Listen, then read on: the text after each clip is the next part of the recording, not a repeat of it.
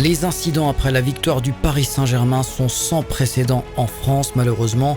2 morts, plus de 200 blessés, près de 600 interpellations, pillages massifs, incendies et dégâts matériels estimés à plusieurs millions d'euros. Le phénomène a touché Paris et de nombreuses villes de province avec un niveau de destruction et de violence inédit. Franchement, je suis dégoûté parce que je suis un fan de sport et en particulier du football et le PSG, c'est mon club de cœur. C'est consternant parce qu'en France, on peut plus faire la fête. Et oui, Retailleau a réussi à faire pire que Darmanin.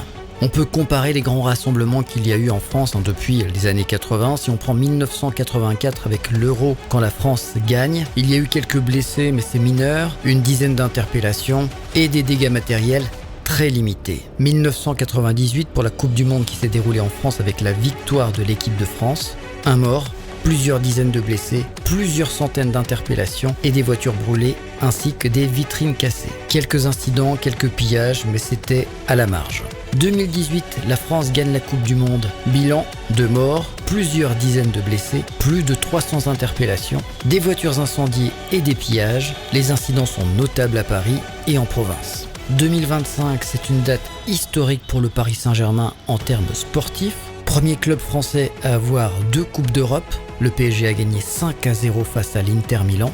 Normalement, on devrait être content. Mais quand on voit toutes ces images de violence, de guérilla urbaine, franchement, c'est compliqué. Parmi les blessés, beaucoup de personnes qui n'ont rien demandé, qui étaient là au mauvais moment, au mauvais endroit. Il y a aussi des policiers, il y a des pompiers, il y a des familles, il y a des jeunes, il y a des blessés graves. Franchement, c'est plus possible. Il est temps d'empoigner le problème et il faut arrêter les polémiques stériles et la récupération politique d'un côté comme de l'autre. Ouais, l'extrême gauche, c'est à cause de la police. Extrême droite, c'est à cause des arabo-musulmans. Avant, c'était juste l'immigration. Maintenant, c'est l'immigration, mais de manière plus précise, les arabo-musulmans. Forcément, quand t'es un fervent pratiquant, tu sors pour fêter la victoire d'un club de foot et tu casses tout. Logique. Bref, constat sans appel, défaillance de l'éducation des parents, défaillance du gouvernement, vivement la fin du monde.